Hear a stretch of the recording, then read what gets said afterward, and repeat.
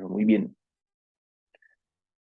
Bueno, el día sábado estuvimos tocando nuestra segunda bienaventuranza, ¿cierto? Estuvimos hablando acerca de bienaventurados los que lloran, porque ellos recibirán consolación. Y justamente eh, hablábamos entonces de cómo podía yo ser consolado y las formas en las que podía hallar ese consuelo. Y hablábamos acerca de cómo puedo ser consolado por mí mismo, cómo puedo ser consolado por otras personas, pero cómo Dios quiere consolarme, ¿cierto? Y qué es lo que deberíamos buscar y cómo la bienaventuranza me habla directamente de ese tipo de consolación, ¿sí? O sea, no de la consolación que puedo recibir en el mundo, sino la consolación que puedo recibir de parte de Él. Eh, Hablábamos entonces de cómo nuestras lágrimas, siempre, claro, es cierto que están delante de nuestro Dios, pero también cómo para hallar la bienaventuranza, nuestras lágrimas tienen ciertas características que deberían de tener y cuando las tienen, siempre van a ser dignas de hallar la bienaventuranza. Y hoy quiero que revisemos en esta misma línea lo que Juan 11 nos enseña acerca de una situación un poco diferente, ¿sí? Juan 11 nos cuenta acerca de lo que es la muerte de Lázaro. Y hay un versículo en particular que es por donde quiero que empecemos. Nos vamos a demorar muchísimo leyéndolo, pero este versículo marca lo que sería entender también que Jesús, como muy bien nosotros lo sabemos, no solamente se preocupaba por abrir su boca para hablar y enseñar, sino que él mismo aún experimentaba y vivía cada una de las cosas que él enseñaba. Y es una de las cosas más valiosas que tenemos de él. Juan 11:35 nos dice un versículo súper corto, nos dice, Jesús lloró. Y las condiciones por las que Jesús llora ya las vamos a revisar, pero, pero el hecho de que Jesús haya llorado, ¿sí? Aparte pues del momento mismo donde está en el Getsemaní, pues que sufre gran estrés, ese momento es un momento muy aislado, es un momento que de hecho no tiene nada que ver ni siquiera con él directamente, ¿sí? Podríamos verlo de esta manera.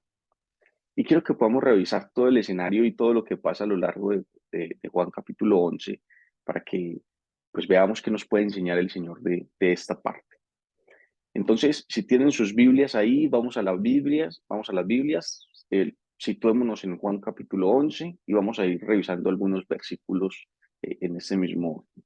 El versículo 3 nos cuenta lo que hacen, bueno, vale, desde el versículo 1, muy bien está la situación planteándose, ¿cierto? Que se enfermó el hombre llamado Lázaro de Betania, y donde estaba María y Marta, los tres precisamente, pues vivían juntos, ¿cierto? Y dentro de esto dice muy bien que las hermanas, es decir, María y Marta, cuando se enteran de que está enfermo Lázaro, pues automáticamente le envían a decir a Jesús, ¿no? De hecho, lo dice así, enviaron pues las hermanas para decir a Jesús, Señor, he aquí el que amas está enfermo. Versículo 4, oyéndolo Jesús dijo, esta enfermedad no es para muerte, sino para la gloria de Dios, para que el Hijo de Dios sea glorificado por ella. Y el versículo 5 es bastante interesante porque empieza a ponernos un poquito en contexto de toda la situación, ¿no? Dice, y amaba Jesús a Marta, a su hermana y a Lázaro. Pero el 6 como que se vuelve un poco raro. Cuando oyó, pues, que estaba enfermo, se quedó 2 días más en el lugar donde estaba. Entonces, venga, vamos aclarando aquí como algunas cositas, ¿no? Se enferma Lázaro, y cuando Lázaro se enferma, ellas, María y Marta, entienden que el único que puede hacer algo, pues es Jesús. Entonces, envía automáticamente a decirle a Jesús, porque estaba enfermo, ¿sí?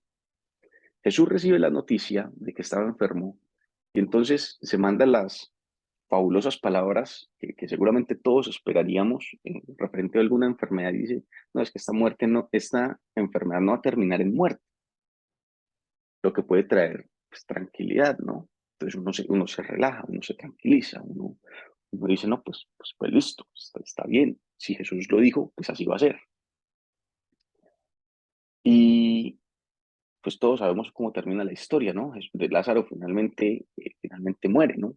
Bueno, pues el fin de la historia pues no muere, pero Lázaro muere. O sea, Lázaro alcanza a morir. Y pareciera por poco que Jesús pues no tuviera control de la situación. Y eso es muy importante que nosotros lo mencionemos acá porque es que nosotros como seres humanos somos especialistas en juzgar antes de tiempo, ¿sí? O sea, a nosotros nos va muy bien llegando a conclusiones antes de que se acabe la historia, antes de que lleguemos al final de la página. Entonces pueden pasar diferentes situaciones y podemos tener promesas de parte de Dios, pero siempre vamos a, a estar viendo lo que pasa en el día a día, ¿no? Entonces, cuando lo que pasa en el día a día no va acorde con la promesa que Dios nos ha dado, automáticamente nuestra fe empieza a desfallecer. Pero por el contrario, pues Jesús tiene, por supuesto, una visión muchísimo más amplia que la nuestra y para él las cosas son muy claras. Entonces, le hacen conocer, él dice, esto no va a terminar mal, esto va a terminar bien, tranquilos. Dice que los amaba a los tres, ¿cierto? A Marta, a María y a Lázaro. Pero no solamente menciona entonces esto, sino que dice que aparte se quedó otros 2 días. Entonces él dice, está enfermo, yo lo amo, pero va a quedar 2 días acá, ¿sí? Bueno, cabe resaltar que en el capítulo 10, pues él tiene una especie de una conversación, ¿sí? Donde termina pues queriéndolo apedrear a él con los fariseos, en donde pues dice que lo van a apedrear por blasfemia. Entonces, claro, los discípulos también sabían esta situación, entonces cuando él luego dice después de los 2 días, pues vamos a Judea, pues entonces los discípulos le dicen, uy, Señor, pero es que allá mismo lo quieren apedrear, de hecho no hace nada, o sea, fue hace poquito que justamente lo quieren apedrear. Y bueno, Jesús pues le da su razón, le dice, tranquilos, vamos, pues sí, ya tienen más de 12 horas, y bueno, y ahí finalmente toma la decisión entonces el Señor de volver.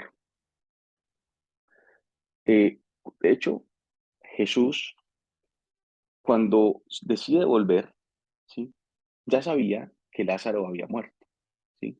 De hecho, le dice a los discípulos, ¿no? Le dice, eh, nuestro, eh, nuestro amigo Lázaro duerme, más voy para despertar, ¿no? O sea, Jesús tenía claro qué era lo que iba a hacer. O sea, nada era oculto para él. Él no iba a llegar a orar para ver Dios qué hacía, ¿no? Él ya sabía lo que iba a pasar. Y eso es importante por lo que viene. Entonces, claro, los discípulos, pues como siempre bien entendidos, muchas veces igual que nosotros, ¿no? Muy bien entendidos. Entonces ellos dicen, pues si se duerme solamente es que alguien vaya y le despierte y ya. Entonces a Jesús le toca aclarar, como siempre, un poquito más y decirle, Lázaro ha muerto, ¿no? Que eso lo dice en el versículo 14. Entonces Jesús les dijo claramente, Lázaro ha muerto. O sea, a Jesús en muchas ocasiones le toca como le toca con nosotros, le toca con plastilina, ¿no? Le toca coger y decir, no, venga, yo le explico claramente a qué me refiero. Y luego, finalmente, luego, después de 4 días, dice, pues llega, ¿sí? O sea, incluso más de 4 días. Mire. El versículo 17 dice, vino pues Jesús y halló que hacía ya 4 días que Lázaro estaba en el sepulcro. Si Lázaro estaba en el sepulcro hace 4 días desde que Jesús llegó, es decir, que llevaba por bajito, al menos murió el día que le avisaron, podría ser, ¿sí? O le avisaron cuando él estaba, o mejor dicho, le mandaron la noticia cuando él estaba enfermo y cuando llegó la noticia ya Lázaro había muerto, ¿sí? Pero ya llevaba 4 días que estaba precisamente allá en el sepulcro. El versículo 19 dice, y muchos de los judíos habían venido a Marta y a María para consolarlas por su hermano. Y vuelve y juega, ¿no? Hay una consolación que yo puedo recibir de parte de otros. Y esto no está mal, está bien. chévere, pues porque las personas también se duelen, y las personas también pues se acercan con nosotros.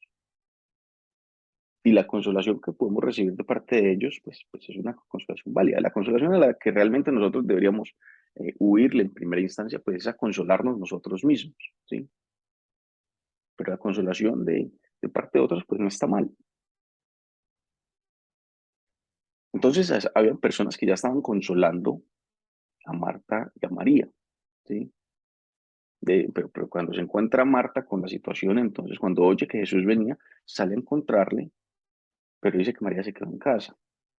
Y cuando Marta se presenta, le dice unas palabras nada lejanas a lo que nosotros podríamos expresarle si fuera nuestra situación, y que seguramente le hemos podido expresar. Y le dice, Señor, si hubieses estado aquí, mi hermano no habría muerto. Luego le dice, más ahora sé que, ahora, más también sé ahora que todo lo que pidas a Dios, Dios te lo dará. Y empieza una situación bastante interesante porque le comenta a Jesús y le dice, tu hermano resucitará. Y entonces Marta le dice, no, pues yo sé que va a resucitar en algún momento por allá. Pero entonces Jesús le dice, no, no, no, es que yo soy la resurrección y la vida, o sea, ¿me entiendes? ¿Sí? O sea, yo la verdad creo que Jesús le tocaba como una doble tarea, ¿no? Todo el tiempo le tocaba como que decir lo que quería decir y luego explicar lo que estaba realmente diciendo, ¿sí? Como que era general el que tocaba como que desmenuzar las cosas, ¿no? La paciencia de Jesús, bastante resaltable pues aquí. Pero, pero lo que nos encontramos con Marta es que se acerca con lo que tiene en su corazón y pues tampoco está mal. Señor, si tú estuvieras, yo sé que nada de esto hubiera pasado, ¿sí? Al menos hubiera pasado menos tiempo, ¿no? Seguramente, si tú hubieras venido en el momento mismo, seguramente había en el corazón. Y Jesús le da la razón y le dice, tranquilo, o sea, todo está bajo control. Pero Marta, pues muy bien, resaltable, por ejemplo, apenas escucha que Jesús está, sale corriendo automáticamente donde él, muy, muy valioso, ¿sí? Y le abre su corazón a lo que está finalmente experimentando. Quizás Marta un poquito, en esta ocasión, un poquito ya más consolada, seguramente por las personas con las que estaban, no lo sabemos, pero pues no nos expresa aquí que Marta pues estuviera llorando, ¿no? Diferente, por ejemplo, a lo que ocurre con María. Luego, finalmente, llama Jesús a María y dice, ella cuando lo oyó se levantó de prisa y vino a él. Y el versículo 30 entonces nos cuenta y nos dice, Jesús todavía no había entrado en la aldea, sino que estaba en el lugar donde Marta le había encontrado. Entonces los judíos que estaban en casa con ella y la consolaban, cuando vieron que María se había levantado de prisa y había salido, la siguieron diciendo, va al sepulcro a llorar. María, muy cuidadosos, ¿no? Estos sí no fueron consoladores molestos, como los que les tocó a Job. Esos fueron unos consoladores que querían realmente hacerle bien, ¿no? Esos son los consoladores que seguramente llegan yo qué sé, llegaron con su tarrito de comida, ¿sí? Llegaron pues allí a decir, no, pues la vida sigue, hay que levantarnos, hay que seguir. Versículo 32 dice, María, cuando llegó a donde Jesús, a donde estaba Jesús, al verle, se postró a sus pies, diciéndole, Señor, si hubieses estado aquí, no habría muerto mi hermano. Y solamente aquí hay una pequeña diferencia, ¿no? Cuando mi oración se vuelve queja o cuando mi oración reconoce finalmente quién decide cómo ocurren las cosas y expresa un dolor en el corazón y no está mal. Pero hay una diferencia en cuando mi oración se vuelve queja, porque empiezo yo a recriminarle a Dios, empiezo yo a decirle, Señor, pero es que es culpa suya, pero es que fuiste tú. O sea, todo esto pasó porque, porque sencillamente tú no estabas, ¿sí? Digo que eso no está mal tampoco, pues porque finalmente lo que Él espera también en de nosotros es que podamos acercarnos a Él con esa libertad, es que podamos nosotros finalmente presentarnos delante de Él, abrirle nuestro corazón, ¿sí? Pero hay una diferencia, ¿no? Entre Marta y María, porque cuando María se presenta, María se postra. Y no solamente se postra, claro, le dice prácticamente las mismas palabras. Hay una diferencia solamente es en la actitud, seguramente en cómo se expresa. Pero después de estar postrada, eh, pues le dice estas palabras. Pero mira lo que dice el 33. Dice Jesús entonces al verla llorando y a los judíos que la acompañaban también llorando, se estremeció en espíritu y se conmovió. Y dijo, ¿dónde le pusisteis? Le dijeron, Señor, ven y ve. Versículo 35. Jesús lloró. Y ahí es donde cobra sentido este versículo tan corto. Mire, Jesús se toma el tiempo para escuchar todo nuestro dolor, aunque Él entiende cómo va a finalizar la cosa. Aunque la visión de Él es mucho más amplia, Él se toma el tiempo para sentir nuestro dolor. Él se toma el tiempo para escuchar cada palabra. Él no simplemente se apresura y dice, María, deje de llorar, deje la bobada que es que lo voy a ir a resucitar, antes no me detenga. Él toma la decisión de esperar, escucha, y se duele, y pone atención a lo que escucha, y pone atención a lo que ve, porque no solamente pone atención a María, sino que pone atención a todos los que estaban alrededor y alcanza a sentir el dolor de todos. Por si en algún momento piensa uno que es que la crisis que uno puede estar viviendo, Dios es ajeno a ella.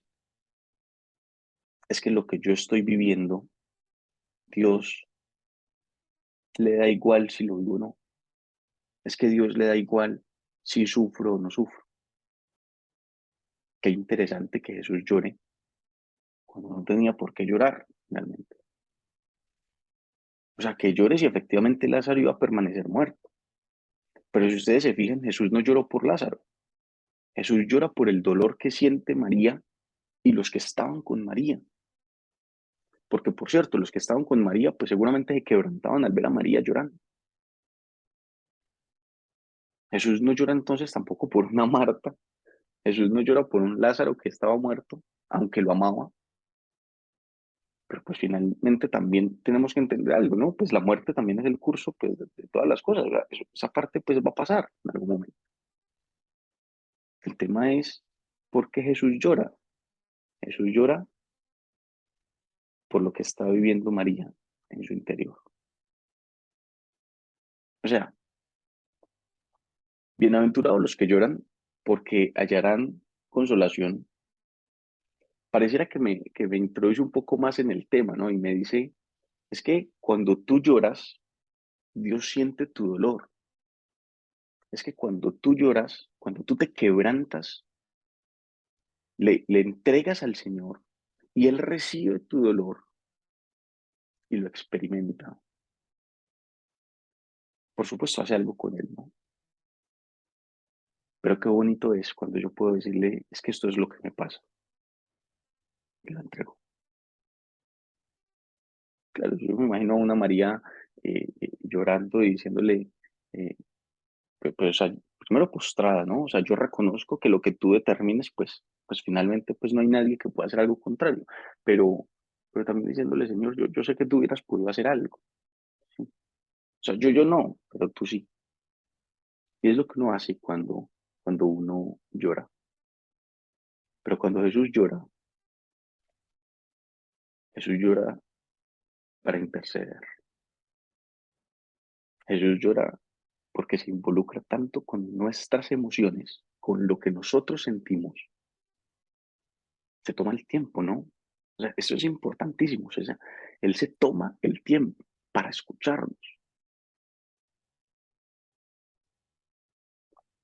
Eso es como pues, no sé, imaginémonos por un momento que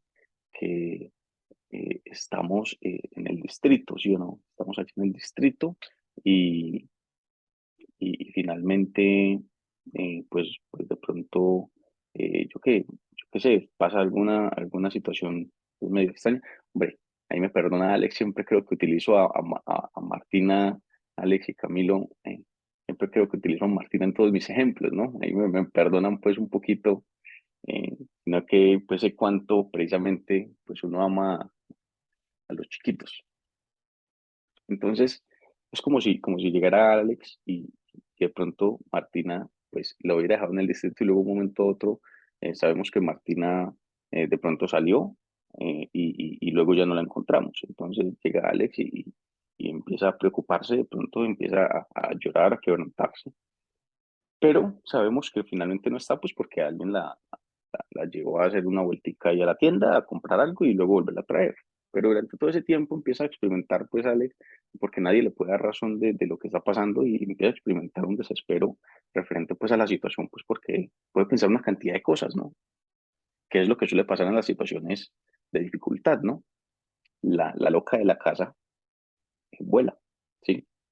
Entonces empieza a pensar una cantidad de cosas, seguramente era lo que le pasaba a Marta y a María. ¿Y ahora qué va a pasar? Vamos a quedarnos solas. ¿Ahora cómo vamos a vivir nosotros de ahora en adelante? O sea, hay una cantidad de cosas que seguramente estaba pasando en la mente de estas dos mujeres y que puede pasar. Pero entonces podría sencillamente uno sabiendo la realidad de la situación, ¿sí? No es que Martina pues no está, no es porque se la hayan robado, no es porque la hayan secuestrado, no es por nada, sino porque sencillamente eh, pues se la llevaron a comprar algo, pero pues ya viene en camino, ¿sí? Y uno automáticamente, frente a una situación en la que uno sabe el final, pues lo que uno haría sería, eh, pues exponerlo y decirle como que, pues, de la aguada, o sea, tranquila, que es que finalmente, eh, pues no pasaba nada malo, ¿sí? Tranquila que todo va a estar bien. Y frente a lo que uno de pronto le daría como tan poco significado, ¿sí? A un dolor, cuando uno sabe que el final va a ser distinto y que ese dolor realmente pues va a dejar de estar, pues Jesús no lo hace así. Y Jesús se toma el tiempo para escuchar, para que podamos sentir, porque finalmente, para poder sentir lo que nosotros estamos sintiendo. Jesús lloró y Jesús llora aún todavía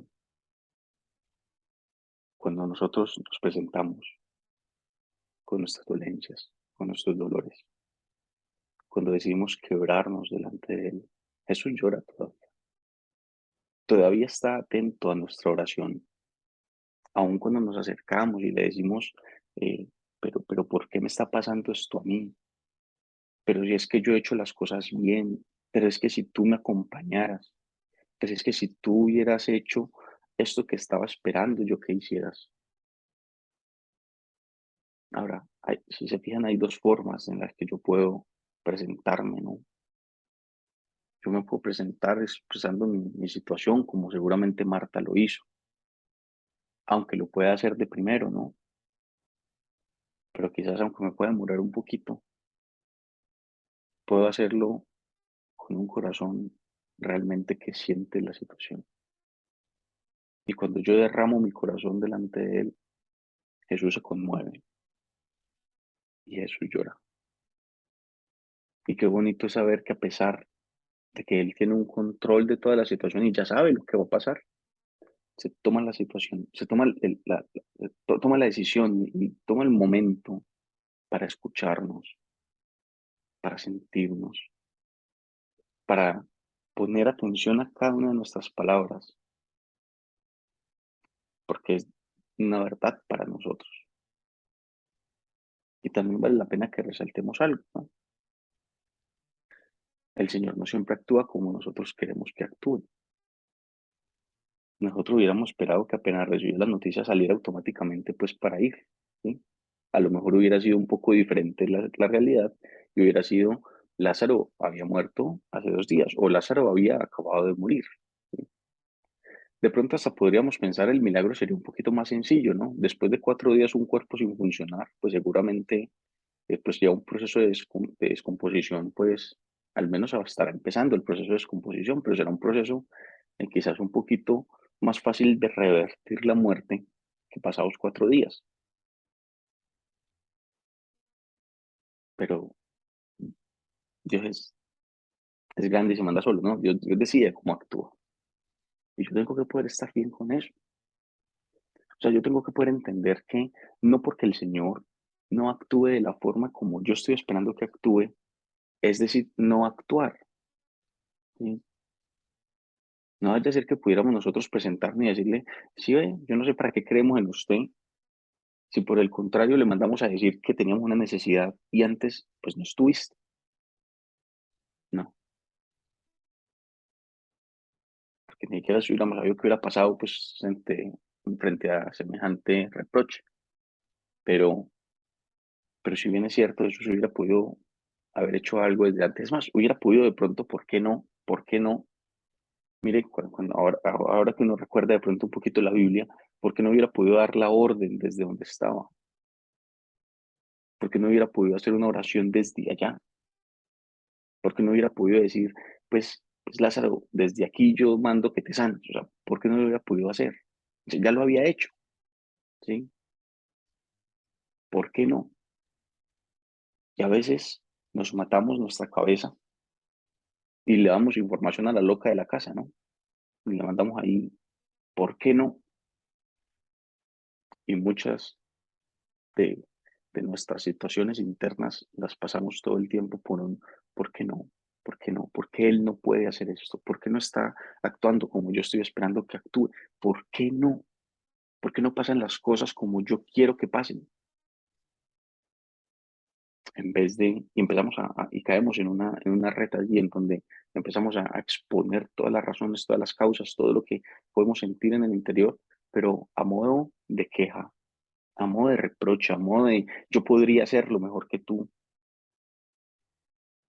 en vez de quizás presentarnos como una María. Y antes seguramente de ser ligeros, sin expresar cualquier palabra, de acercarnos a decirle, pero es que esto es lo que pasa, hasta de pronto podríamos detenernos un segundo. Así como cuando uno dice, no, no hable, eh, cuando uno está así como todo exaltado, más bien espere, relájese, respire profundo, y luego dice, ya, pueda usted no vaya a ser que diga cualquier locura, ¿no?